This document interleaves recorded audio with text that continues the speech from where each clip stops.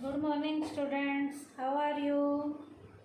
Today's topic is laissez-faire or free-rein leadership style. आज हम third leadership style करने जा रहे हैं जिसका नाम क्या है, लेज़ेज़-फेयर और फ्री रेन लीडरशिप स्टाइल। इस स्टाइल का मीनिंग क्या है?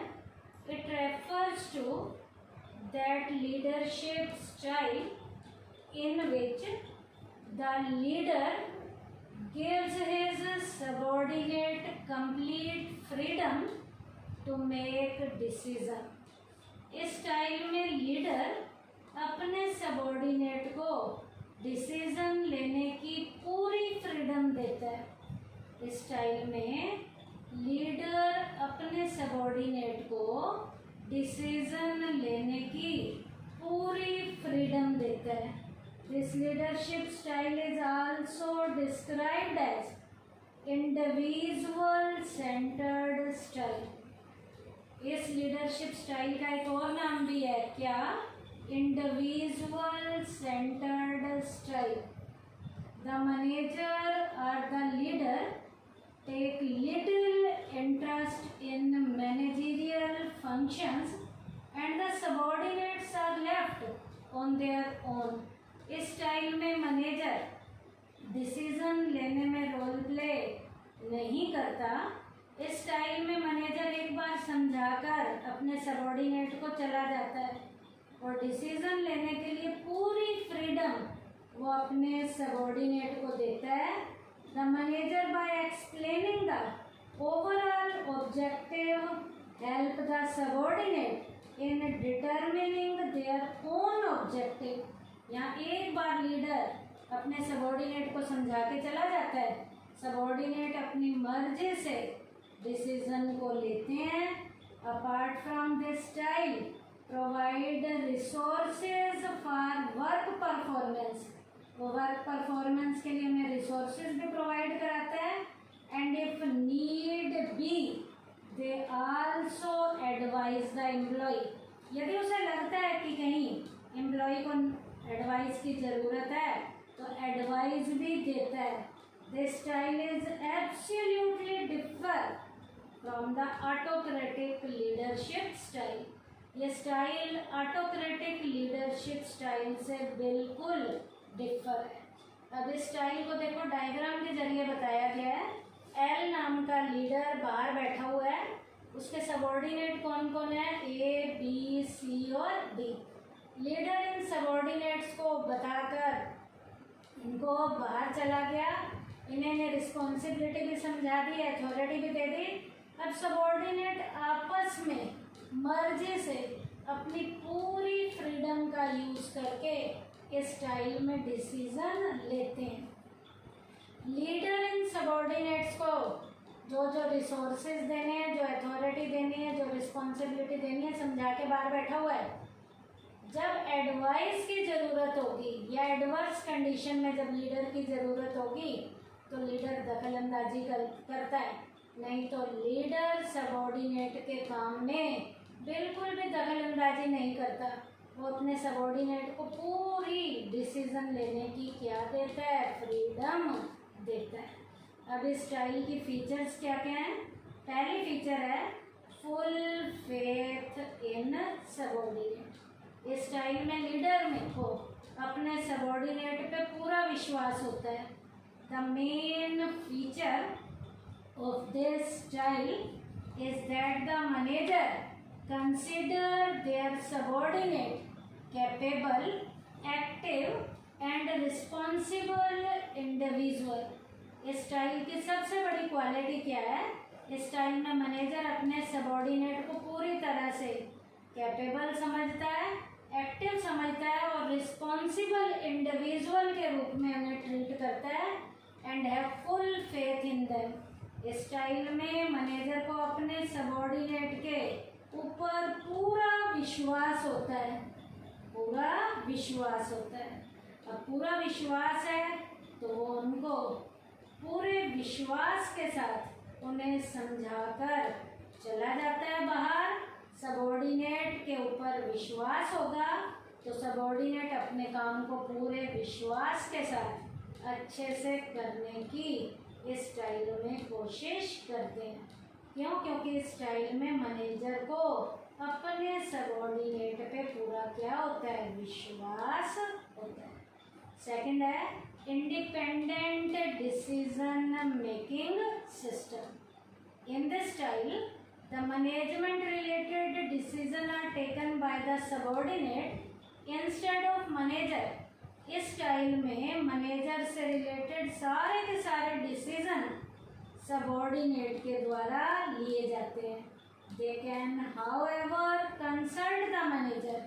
यदि वो मैनेजर से कंसल्ट करना चाहें तो कर सकते हैं, लेकिन मैनेजर वाले सारे डिसीजन इस स्टाइल में किसके द्वारा लिए जाते हैं? सबॉर्डिनेट के द्वारा लिए जाते हैं। उसके बाद थर्ड इसकी फीचर है decentralisation of authority. Decentralisation of authority. Manager अपनी सारी पावर अपनी मुट्ठी में दबा के नहीं रखता। मैनेजर अपनी अथॉरिटी किन्हें डिस्ट्रीब्यूट कर देता है? अपने सबॉर्डिनेट को डिस्ट्रीब्यूट कर देता है। This style is based on the principle of decentralisation. ये स्टाइल जो है डिसेंट्रलाइजेशन के प्रिंसिपल पर बेस्ड है। It means that the manager widely distribute their authority to enable every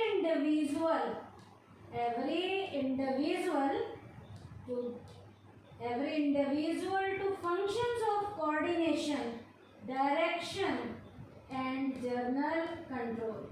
यहाँ पर जो मैनेजर है अपनी सारी की सारी जो अथॉरिटी है अपने सबॉर्डिनेट को दे देता है, जिसके कारण उसके सबॉर्डिनेट उसकी जो उसने रिस्पॉन्सिबिलिटी दी है, जो पावर दी है, उसका बेस्ट डायरेक्शन में क्या करते हैं? यूज करते हैं। The managers only perform the function of coordination, direction and journal control. Manager केवल कंट्रोल करने का काम करता है, डायरेक्शन देने का काम करता है या कोऑर्डिनेट करने का काम करता है। सारी की सारी अथॉरिटी वो किन्हें दे देता है? अपने सबॉर्डिनेट को दे देता है। कैसे? इन this style The subordinates give full authority। इस स्टाइल में सबॉर्डिनेट को पूरी की पूरी अथॉरिटी दे दी जाती है ताकि वो अच्छे से डिसीजन ले सकें। The managers only perform the function of coordination, direction and journal control. Manager केवल कंट्रोल करने का काम करते हैं, डायरेक्शन देने का और कोऑर्डिनेट करने का काम करते हैं। मैनेजर अपनी सारी की सारी पावर अथॉरिटी किन्हें दे देता है? अपने सबॉर्डिनेट को दे देता है। उसके बाद है self directed supervisory and control. यहाँ पर जो मैनेजर जब सारी की सारी पावर अपने सबॉर्डिनेट को दे देता है तो सबॉर्डिनेट खुद ही कई बार अपने आप को डायरेक्शन देते हैं, अपनी खुद ही सुपरवाइजरी करते हैं, खुद ही कंट्रोल करते हैं। After having once explained the objective, the only job of the manager is to interfere only in adverse condition। यहाँ पर मैनेजर एक बार अपने सबॉर्डिनेट को समझा के चला जाता है। वो एडवर्स कंडीशन में जब हालात काबू से बाहर होते हैं तभी वो इंटरफेयर करता है, नहीं तो वो इंटरफेयर नहीं करता। The supervision and control is done by the employee themselves. Employee अपनी सुपरवाइजरी भी खुद ही करते हैं, अपने आप को कंट्रोल करने का काम भी खुद करते हैं, अपने आप को डायरेक्शन देने का काम भी खुद करते हैं। तो ये स्टाइल की फीचर्स थी क्या क्या? Full faith in subordinate, independent decision making system, decentralisation of authority, self directed supervisory and control. अब इसके एडवांटेजेस क्या क्या है? First, development of self confidence in subordinate. When all the authority in their work performance is given to subordinate, जब सारे काम को करने की अथॉरिटी सबॉर्डिनेट्स को दे दी जाती है तो सबॉर्डिनेट क्या करते हैं? काम बढ़िया तरीके से करते हैं। They become habituated in taking the decision which create self confidence in them। जब डिसीजन एम्प्लॉय ने लेने हैं, सबॉर्डिनेट ने लेने हैं, तो वो पूरे कॉन्फिडेंस से बढ़िया तरीके से डिसीजन लेते हैं। They start doing better work in future, और वो फ्यूचर में भी इस तरीके से बढ़िया काम करना शुरू कर देते हैं। क्यों? क्योंकि उनको बढ़िया काम करने की हैबिट पड़ जाती है। उसके बाद है हाई लेवल मोटिवेशन।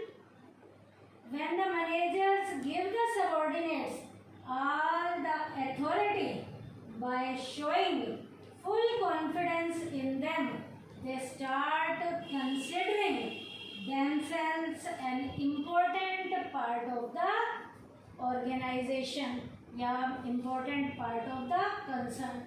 जब एम्प्लॉय को सारी की सारी पावर दे दी गई है, एम्प्लॉय के अंदर कॉन्फिडेंस लेवल झलकना शुरू हो जाता है और वो अपने काम को पूरे कॉन्फिडेंस के साथ, पूरे मोटिवेशन के साथ करना शुरू करते हैं। In this way, they start feeling that they are not a part of the enterprise, but are the enterprise itself। उन्हें लगने लग जाता है एम्प्लॉयज़ को कि वो एंटरप्राइज का पार्ट नहीं है, बल्कि उन्हीं से ही यूनिट है। उन्हें ये फीलिंग आनी शुरू हो जाती है। With the onset of this feeling, there is nothing left in their motivation। जब एम्प्लॉय के अंदर ये फीलिंग आ जाती है तो और मोटिवेशन देने के लिए कुछ भी बचता नहीं है। एम्प्लॉय ये सोचते हैं कि हम जो है अपनी इस यूनिट का एक हिस्सा हैं, और पूरे मोटिवेशन के साथ, पूरे अपने मोरल लेवल के साथ, पूरी एक्साइटमेंट के साथ एम्प्लॉय काम करना शुरू कर देते हैं। नेक्स्ट है helpful in development and extension of the enterprise. The development and extension of an enterprise where this leadership style is adopted is at its climax। जिस स्टाइल में सबॉर्डिनेट को काम करने की पूरी फ्रीडम दी जाती है, उस लीडरशिप स्टाइल में यूनिट का डेवलपमेंट और एक्सटेंशन अपने आप ही उस यूनिट का होना शुरू हो जाता है।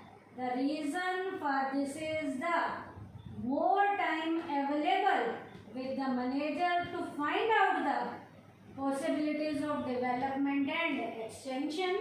क्योंकि इस टाइम में लीडर का टाइम बच जाता है। लीडर अपने बचे हुए टाइम में यूनिट को और कैसे डेवलपमेंट की ओर ले जाना है, यूनिट का एक्सटेंशन कैसे करना है, यूनिट का एक्सपेंशन कैसे करना है, मैनेजर अपना सारा टाइम अब यूनिट को डेवलपमेंट की ओर ले जाने में लगाता है। क्योंकि इस स्टाइल में लीडर अपने सारे जो उसके सबॉर्डिनेट हैं उन्हें काम करने की पूरी क्या देता है, फ्रीडम देता है। तो लीडर का अपना खुद का टाइम बचना शुरू हो जाता है। बचे हुए टाइम में वो यूनिट के डेवलपमेंट और एक्सटेंशन के बारे में ज़्यादा से ज़्यादा सोचता है और यूनिट का इस तरीके से डेवलपमेंट होना शुरू हो जाता है। तो ये इसके एडवांटेजेस के पॉइंट थे। क्या क्या? Development of self confidence, high level motivation, helpful in development and extension of the enterprise. अब इसके डिसएडवांटेजेस क्या है इस स्टाइल के? Difficulty in cooperation, since there is no close watch and control by the manager. इस style में manager का अपने सुपरवाइजर के ऊपर, मैनेजर का अपने सुपरवाइजर्स के ऊपर या अपने सबॉर्डिनेट के ऊपर ज़्यादा निगरानी नहीं होती, क्योंकि वो अपने सबॉर्डिनेट को पूरी फ्रीडम देकर अलग जाकर एक कोने में बैठ जाता है। एडवर्स कंडीशन में ही वो यूनिट के अंदर इंटरफेयर करता है। अब इससे क्या होगा? Some employees with opposite point of view become a hurdle in the attainment of the objectives of other people. अब यहाँ पर जब मैनेजर अपने एम्प्लॉय के ऊपर निगरानी नहीं रख रहा, तो कुछ लोग जो है दूसरे के कामों में दखलंदाजी करना शुरू कर देते हैं, उनके रास्ते में रुकावट बनना शुरू हो जाते हैं। Such people do not work themselves nor can they see other work. ना तो वो खुद काम करते हैं, ना औरों को काम करने देते हैं। It becomes difficult for the manager to establish coordination among such employees. ऐसे एम्प्लॉय के साथ कोऑर्डिनेशन बिठाने में मैनेजर को बहुत सी प्रॉब्लम्स को क्या करना पड़ता है, फेस करना पड़ता है। क्यों? क्योंकि मैनेजर की अपने एम्प्लॉयज़ पे, अपने सबॉर्डिनेट पे किसी भी तरीके की कोई क्लोज वॉच नहीं होती, ना ही प्रॉपर तरीके का उसका उसके एम्प्लॉयज़ के ऊपर कंट्रोल होता है। तो यहाँ कुछ एम्प्लॉय ऐसे होते हैं जो निकम्मे होते हैं, जो ना तो खुद काम करते हैं ना दूसरों को करने देते हैं। इस तरीके से यूनिट के अंदर कोऑपरेशन की फीलिंग को एस्टेब्लिश करना मुश्किल हो जाता है। नेक्स्ट है lack of importance of managerial post. यहाँ इस स्टाइल में मैनेजर की पोस्ट की अहमियत घटनी शुरू हो जाती है। In this leadership style the post of manager is rendered less importance. इस स्टाइल में मैनेजर की पोस्ट की अहमियत गिरनी शुरू हो जाती है। क्यों गिरनी शुरू हो जाती है? Because he does not make any plan और टेक एनी डिसीजन और एक्सरसाइज एनी कंट्रोल। क्योंकि इस स्टाइल में मैनेजर किसी भी तरीके का कोई ज़्यादा रोल प्ले नहीं करता। सारा का सारा जो रोल है इस स्टाइल में सबॉर्डिनेट के द्वारा प्ले किया जाता है। तो मैनेजर की पोस्ट की अहमियत, इम्पोर्टेंस कम होनी शुरू हो जाती है। नेक्स्ट है suitable only for highly educated employees. Suitable only for highly educated employees. This style is useful only when every employee is fully educated। ये स्टाइल उसी एरिया के लिए सूटेबल होगा जहाँ मैनेजर के नीचे जो सबॉर्डिनेट हैं वो हद से ज़्यादा पढ़े लिखे होंगे, so that the work can be assign to him, ताकि उन्हें काम असाइन किया जा सके with full confidence. This leadership style is not suitable This leadership style is not suitable for leading uneducated or semi-educated people। कम पढ़े लिखे या जो थोड़े पढ़े लिखे लोग हैं उनके ऊपर ये स्टाइल सूटेबल नहीं होता। ये स्टाइल उसी एरिया के लिए सूटेबल है जहाँ मैनेजर के नीचे जो सबॉर्डिनेट हैं, एम्प्लॉय जो हैं, वो हद से ज़्यादा क्या होंगे, पढ़े लिखे होंगे। कम पढ़े लिखे लोगों के ऊपर, अनएजुकेटेड लोगों के ऊपर ये स्टाइल सूटेबल नहीं होता। तो इस स्टाइल के डिसएडवांटेजेस क्या क्या थे? Difficulty in cooperation, lack of importance of managerial post, suitable only for highly educated employees. अब इस स्टाइल की सूटेबिलिटी क्या है? ये स्टाइल कौन से एरिया के लिए सूटेबल है जहाँ कंडीशन क्या क्या होंगी? First, when followers are highly skilled, experienced and educated. जहाँ एम्प्लॉय स्किलफुल होंगे और वो भी हाईली स्किलफुल होंगे, हाईली एजुकेटेड होंगे और हाईली एक्सपीरियंस्ड होंगे।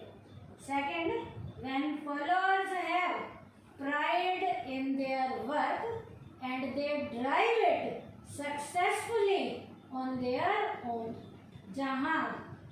जहाँ मैनेजर्स को अपने सबॉर्डिनेट के काम पर पूरा विश्वास होगा और सबॉर्डिनेट उस विश्वास को बनाए रखने के लिए अपना पूरा जो है दमखम लगा देंगे। इसका मतलब ये स्टाइल उसी एरिया के लिए सूटेबल होता है जहाँ मैनेजर को अपने सबॉर्डिनेट के ऊपर पूरा फेथ होगा, विश्वास होगा। उन्हें लगेगा कि मेरे सबॉर्डिनेट मेरी तरह अच्छा काम कर सकते हैं।